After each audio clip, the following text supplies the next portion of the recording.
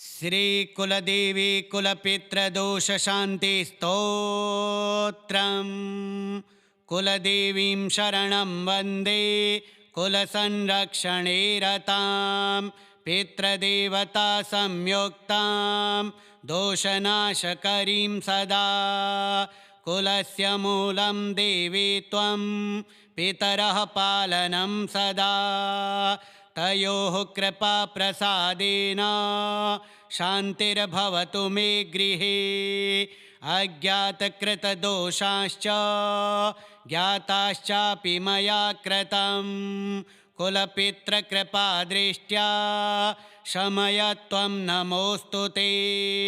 पितृऋणप्रभवा क्लेशाकुलदोषसमुद्भवा तव स्मरणमात्रेण नश्यन्तु देवि सर्वदा।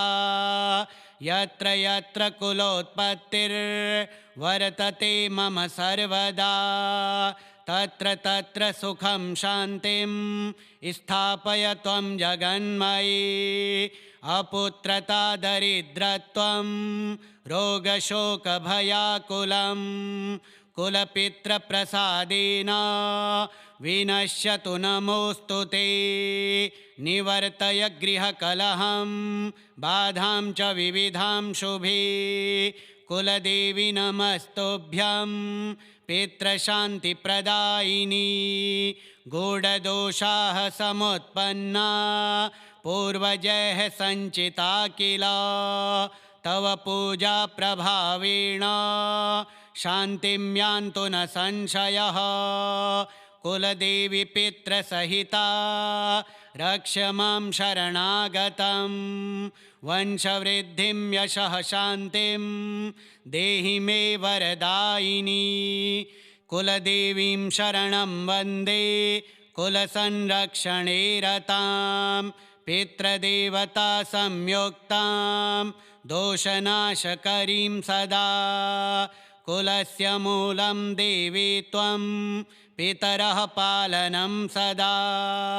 तयोः कृपा प्रसादेन शान्तिर्भवतु मे गृहे। अज्ञातकृतदोषाश्च ज्ञाताश्चापि मया कृतं। कुलपितृकृपादृष्ट्या शमय त्वं नमोऽस्तु ते। पितृऋणप्रभवा क्लेशाकुलदोषसमुद्भवा तव स्मरणमात्रेण नश्यन्तु देवि सर्वदा। यत्र यत्र कुलोत्पत्तिर्वर्तते मम सर्वदा तत्र तत्र सुखं शान्तिं स्थापय त्वं जगन्मयी।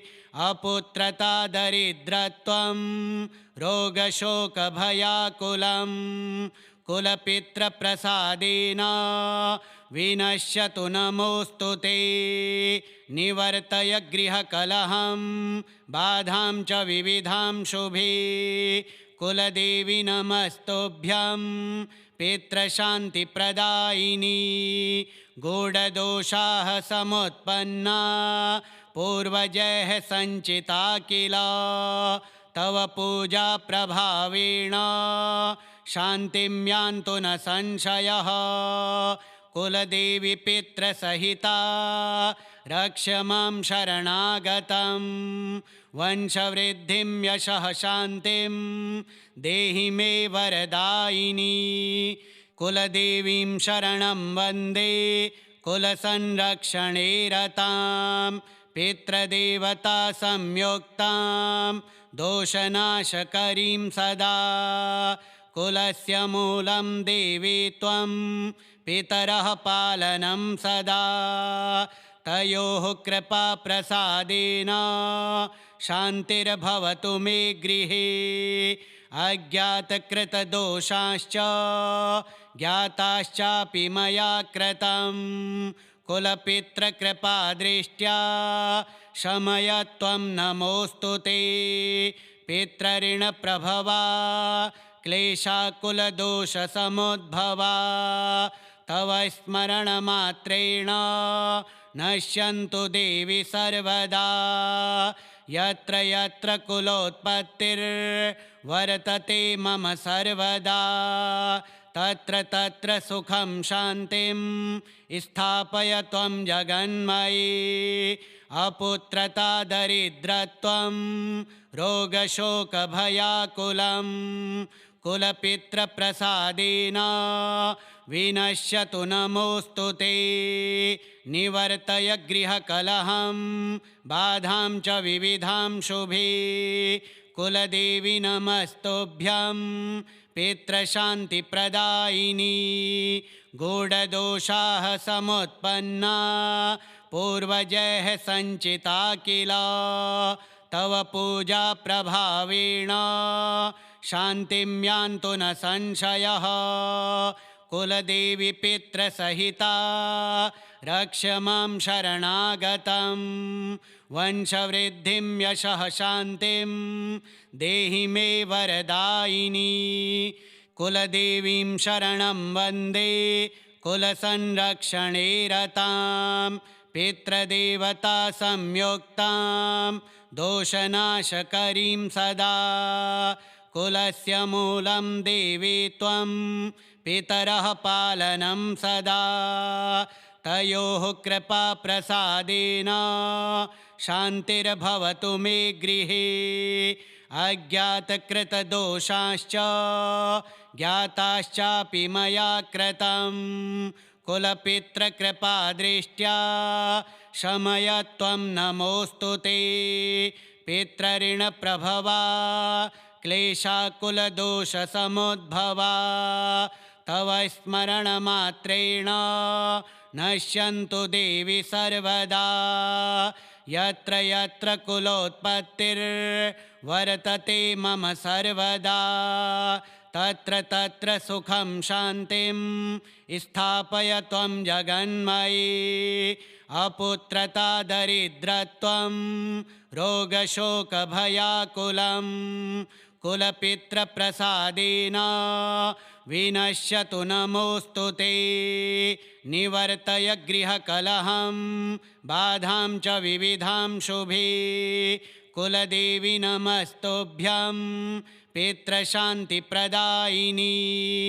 गूढदोषाः समुत्पन्ना पूर्वजैः सञ्चिता किल तव पूजा प्रभावेण शान्तिं यान्तु न संशयः कुलदेवी पितृसहिता रक्ष मां शरणागतं वंशवृद्धिं यशः शान्तिं देहि मे वरदायिनी कुलदेवीं शरणं वन्दे कुलसंरक्षणे रतां पितृदेवता संयुक्तां दोषनाशकरीं सदा कुलस्य मूलं देवी त्वं पितरः पालनं सदा तयोः कृपाप्रसादेन शान्तिर्भवतु मे गृहे अज्ञातकृतदोषाश्च ज्ञाताश्चापि मया कृतं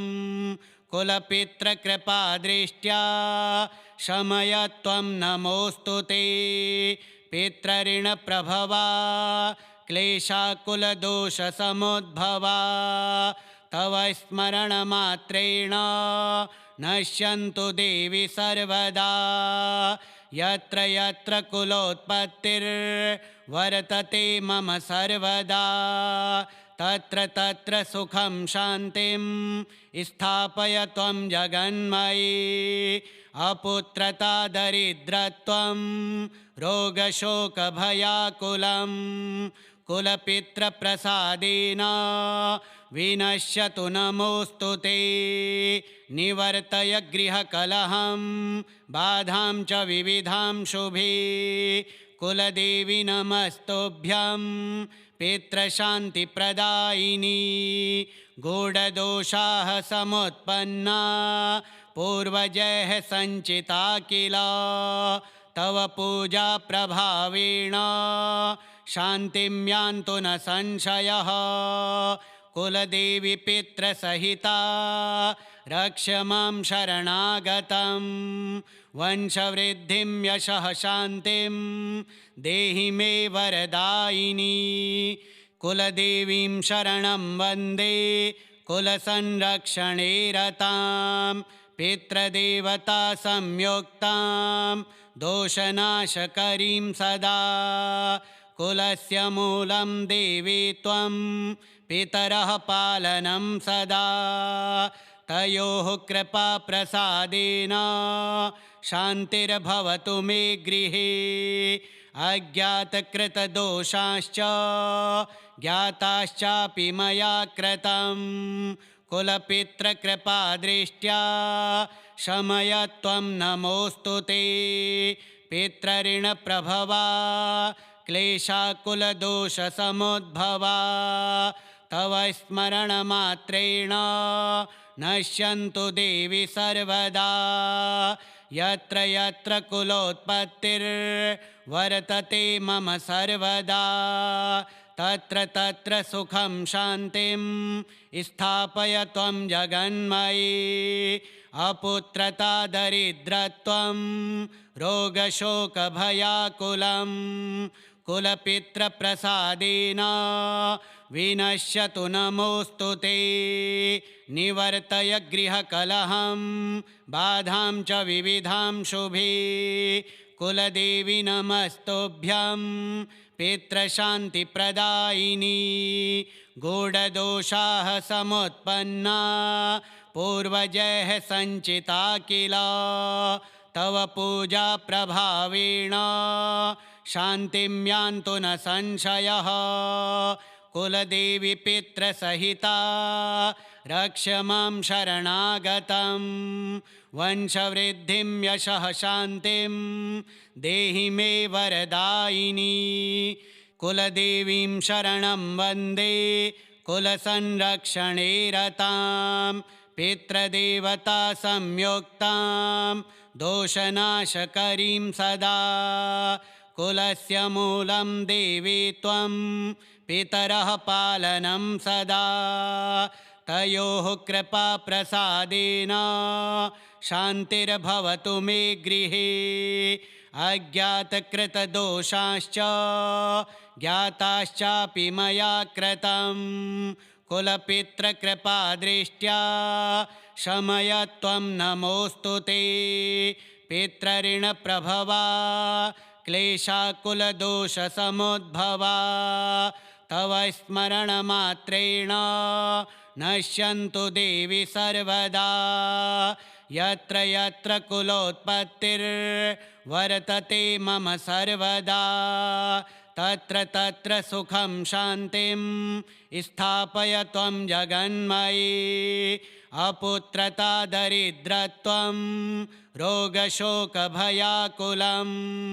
कुलपितृप्रसादेन विनश्यतु नमोऽस्तु ते निवर्तय गृहकलहं बाधां च विविधां शुभे कुलदेवी नमस्तुभ्यं पितृशान्तिप्रदायिनी गूढदोषाः समुत्पन्ना पूर्वजैः सञ्चिता किल तव पूजा प्रभावेण शान्तिं यान्तु न संशयः कुलदेवी पितृसहिता रक्ष मां शरणागतं वंशवृद्धिं यशः शान्तिं देहि मे वरदायिनी कुलदेवीं शरणं वन्दे कुलसंरक्षणे रतां पितृदेवता संयुक्तां दोषनाशकरीं सदा कुलस्य मूलं देवी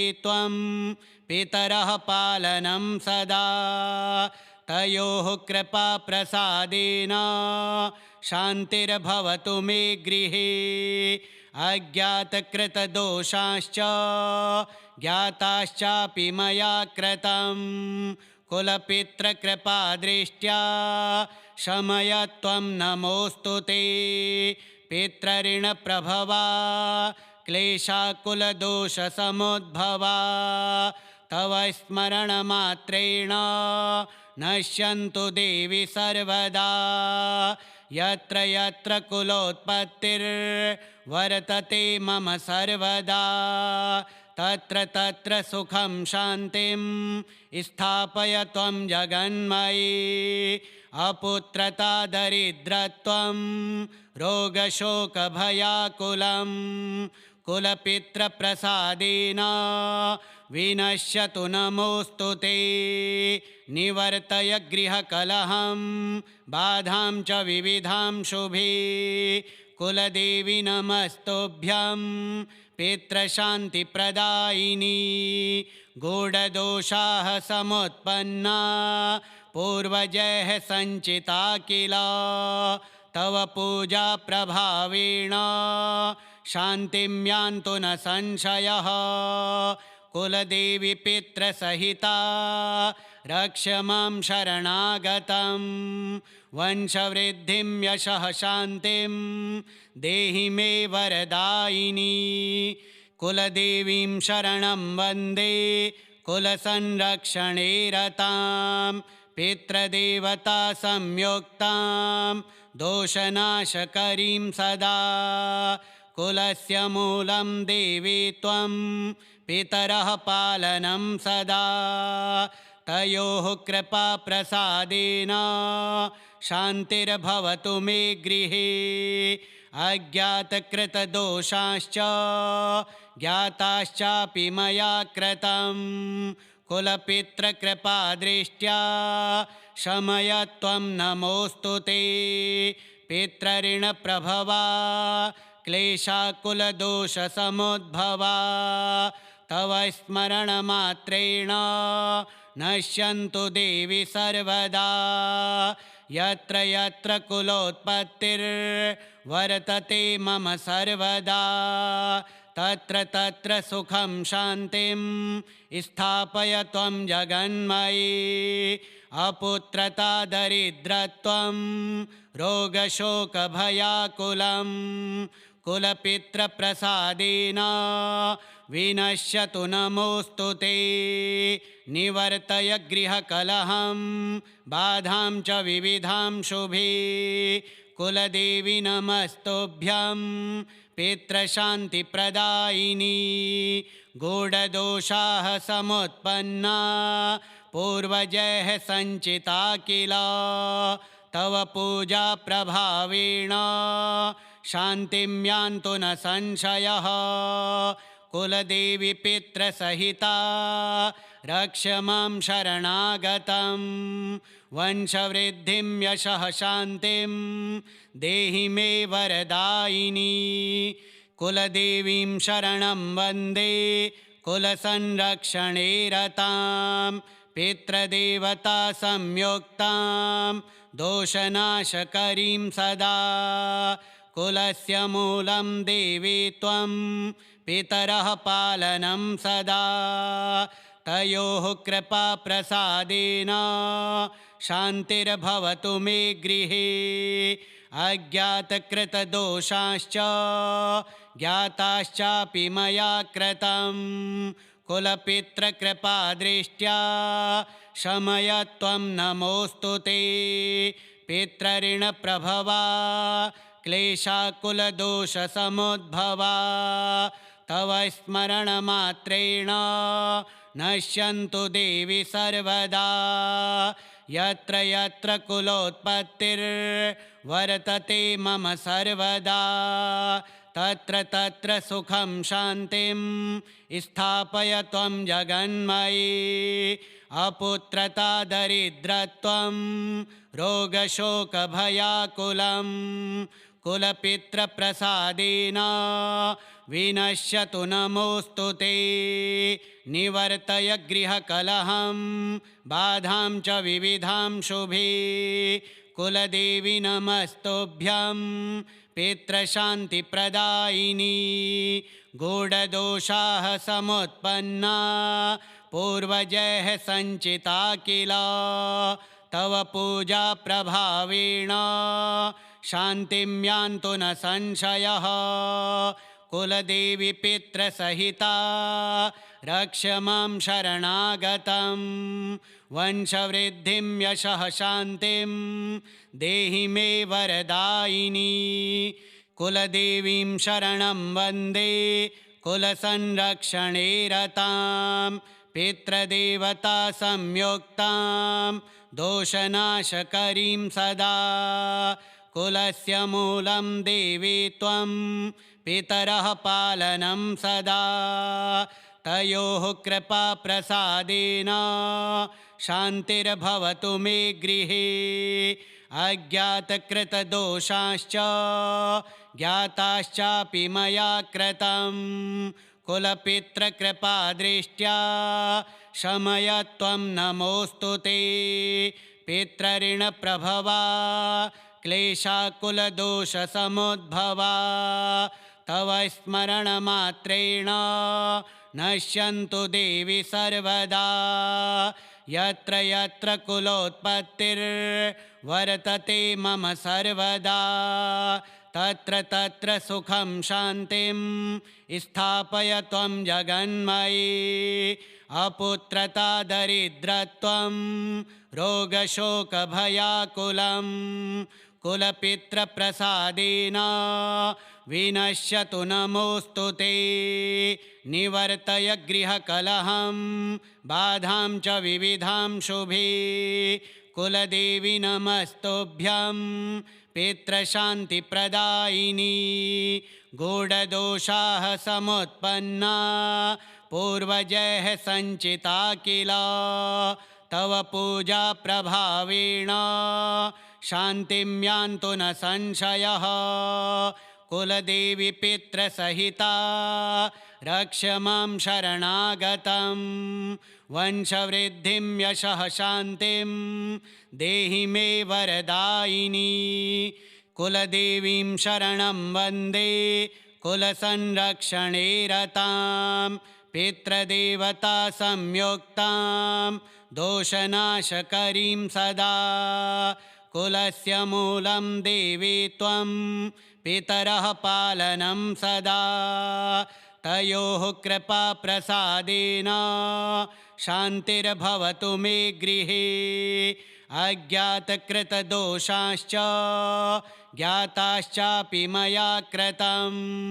कुलपितृकृपादृष्ट्या शमय त्वं नमोऽस्तु ते पितृऋणप्रभवा क्लेशाकुलदोषसमुद्भवा तव स्मरणमात्रेण नश्यन्तु देवि सर्वदा यत्र यत्र कुलोत्पत्तिर्वर्तते मम सर्वदा तत्र तत्र सुखं शान्तिं स्थापय त्वं जगन्मयी अपुत्रता दरिद्रत्वं रोगशोकभयाकुलं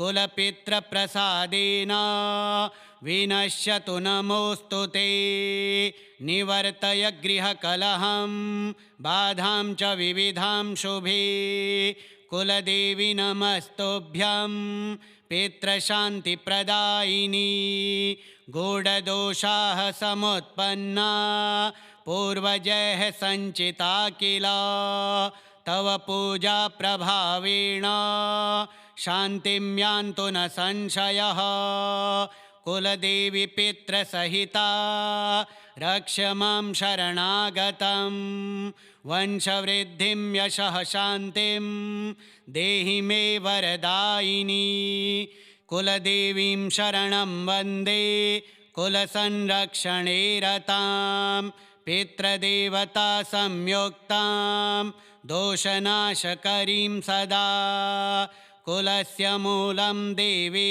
त्वं पितरः पालनं सदा तयोः कृपाप्रसादेन शान्तिर्भवतु मे गृहे अज्ञातकृतदोषाश्च ज्ञाताश्चापि मया कृतं कुलपितृकृपादृष्ट्या शमय त्वं नमोऽस्तु ते पितृऋणप्रभवा क्लेशाकुलदोषसमुद्भवा तव स्मरणमात्रेण नश्यन्तु देवि सर्वदा यत्र यत्र कुलोत्पत्तिर्वर्तते मम सर्वदा तत्र तत्र सुखं शान्तिं स्थापय त्वं जगन्मयी अपुत्रता दरिद्रत्वं रोगशोकभयाकुलं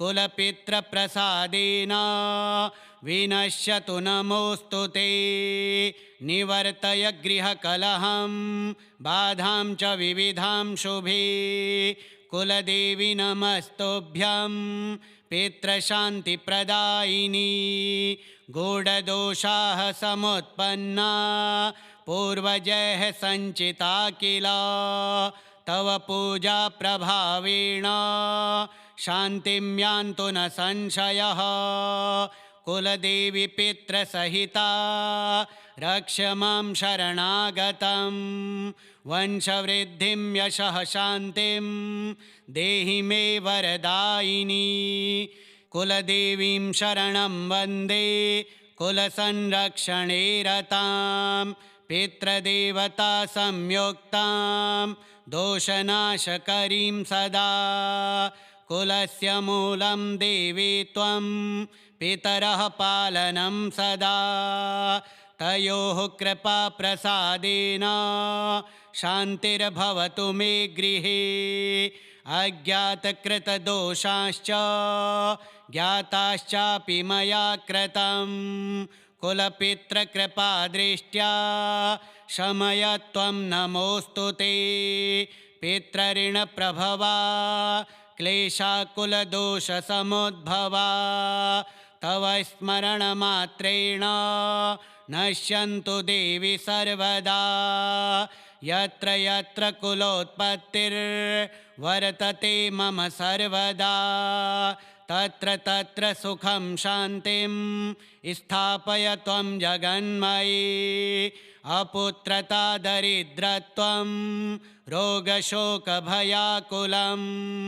कुलपितृप्रसादेन विनश्यतु नमोऽस्तु ते निवर्तय गृहकलहं बाधां च विविधां शुभे कुलदेवी नमस्तुभ्यं पितृशान्तिप्रदायिनी गूढदोषाः समुत्पन्ना पूर्वजैः सञ्चिता किल तव पूजा प्रभावेण शान्तिं यान्तु न संशयः कुलदेवी पितृसहिता रक्ष मां शरणागतं वंशवृद्धिं यशः शान्तिं देहि मे वरदायिनी कुलदेवीं शरणं वन्दे कुलसंरक्षणे रतां पितृदेवता संयुक्तां दोषनाशकरीं सदा कुलस्य मूलं देवी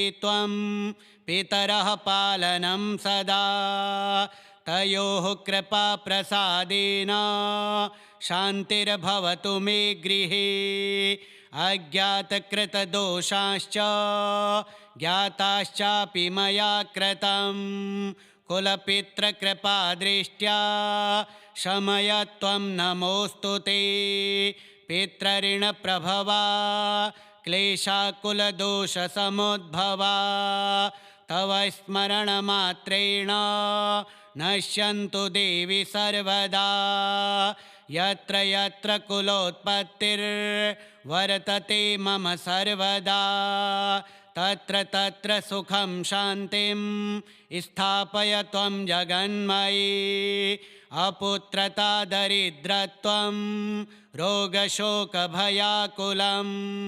कुलपितृप्रसादेन विनश्यतु नमोऽस्तु ते निवर्तय गृहकलहं बाधां च विविधां शुभे कुलदेवी नमस्तुभ्यं पितृशान्तिप्रदायिनी गूढदोषाः समुत्पन्ना पूर्वजैः सञ्चिता किल तव पूजा प्रभावेण शान्तिं यान्तु न संशयः कुलदेवी पितृसहिता रक्ष मां शरणागतं वंशवृद्धिं यशः शान्तिं देहि मे वरदायिनी कुलदेवीं शरणं वन्दे कुलसंरक्षणे रतां पितृदेवता संयुक्तां दोषनाशकरीं सदा कुलस्य मूलं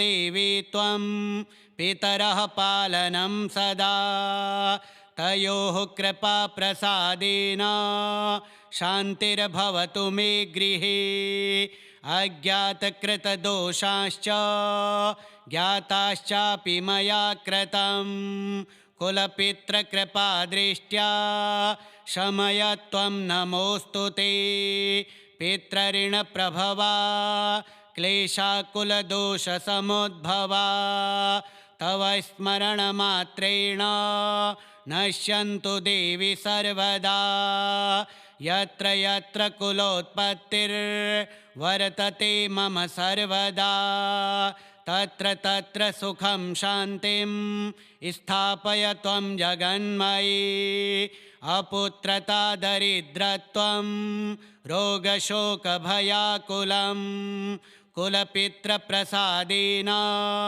विनश्यतु नमोऽस्तु ते निवर्तय गृहकलहं बाधां च विविधां शुभे कुलदेवी नमस्तुभ्यं पितृशान्तिप्रदायिनी गूढदोषाः समुत्पन्ना पूर्वजैः सञ्चिता किल तव पूजा प्रभावेण शान्तिं यान्तु न संशयः कुलदेवी पितृसहिता रक्ष मां शरणागतं वंशवृद्धिं यशः शान्तिं देहि मे वरदायिनी कुलदेवीं शरणं वन्दे कुलसंरक्षणे रतां पितृदेवता संयुक्तां दोषनाशकरीं सदा कुलस्य मूलं देवी त्वं पितरः पालनं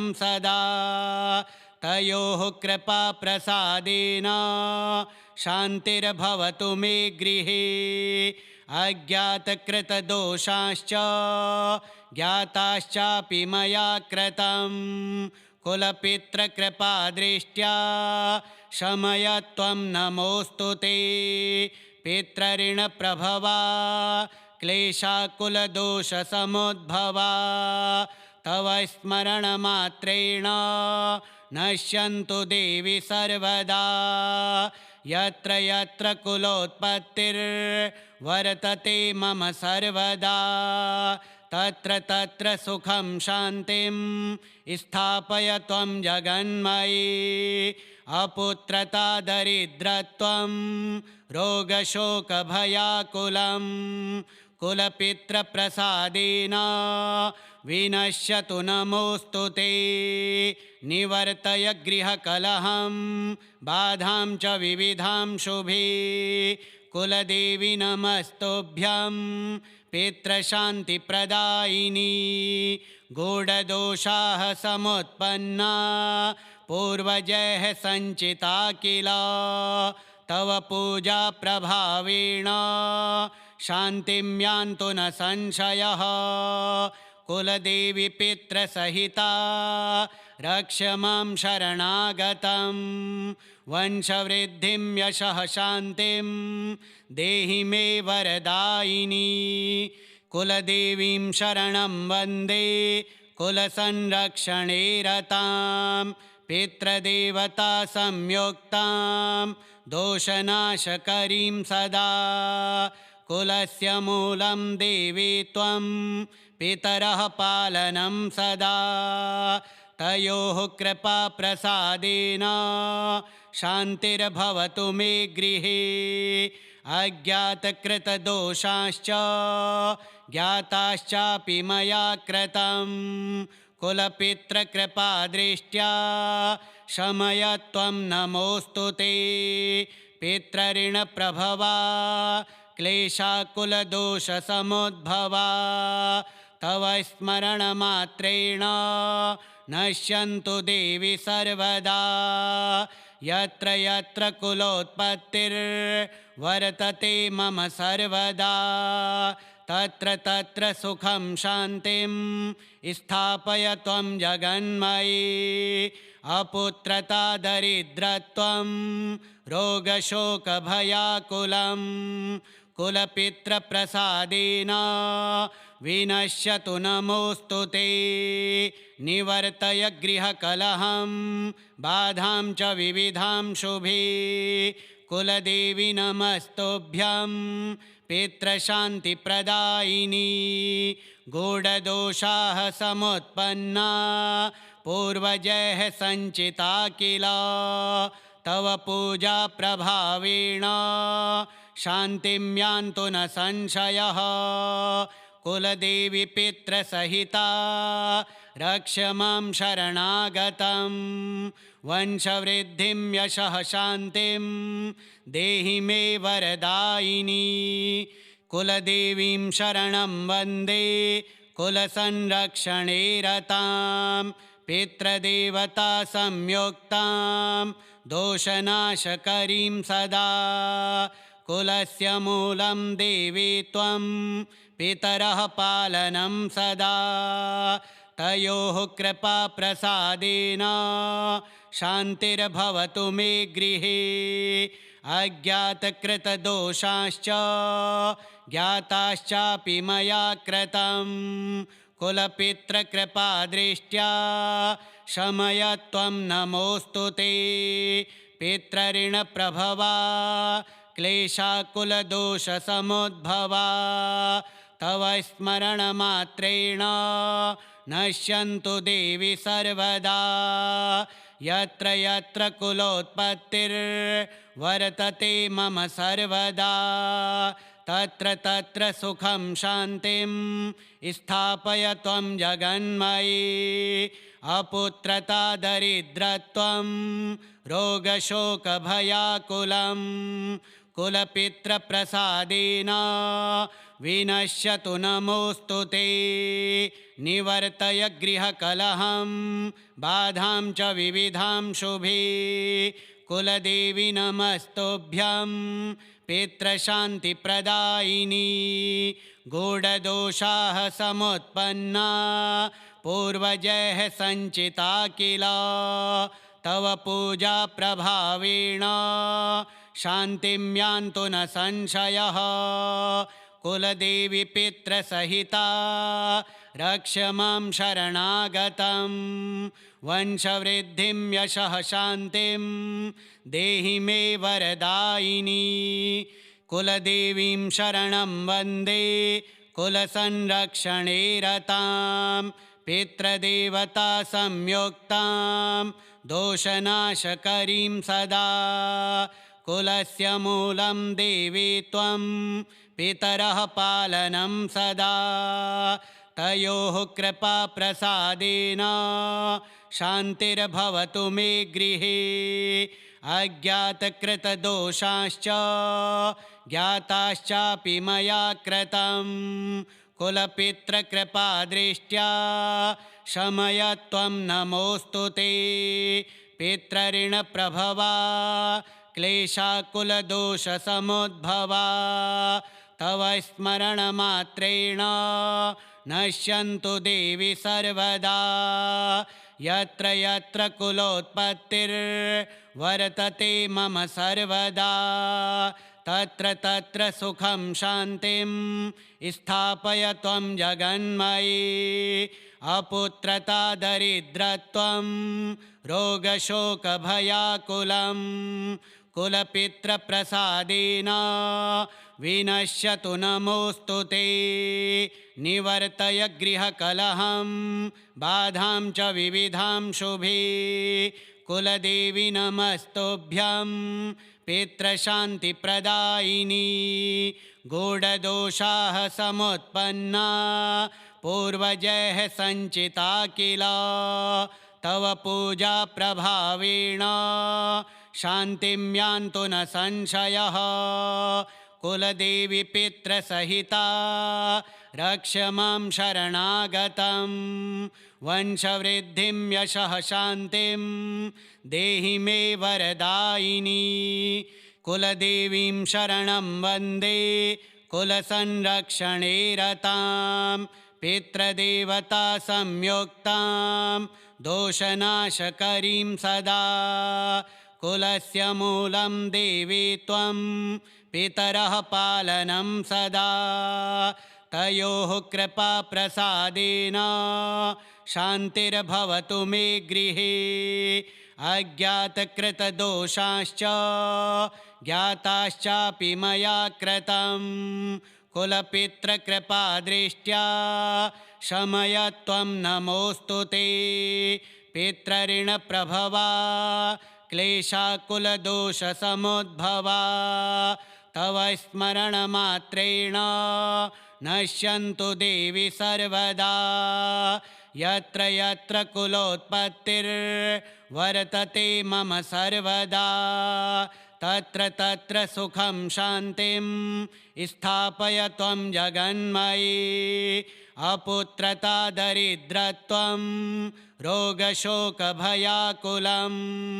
कुलपितृप्रसादेन विनश्यतु नमोऽस्तु ते निवर्तय गृहकलहं बाधां च विविधां शुभे कुलदेवी नमस्तुभ्यं पितृशान्तिप्रदायिनी गूढदोषाः समुत्पन्ना पूर्वजैः सञ्चिता किल तव पूजा प्रभावेण शान्तिं यान्तु न संशयः कुलदेवी पितृसहिता रक्ष मां शरणागतं वंशवृद्धिं यशः शान्तिं देहि मे वरदायिनी श्रीकुलदेवी कुलपितृदोषशान्तिस्तोत्रम् श्रीकुलदेव्यार्पणमस्तु।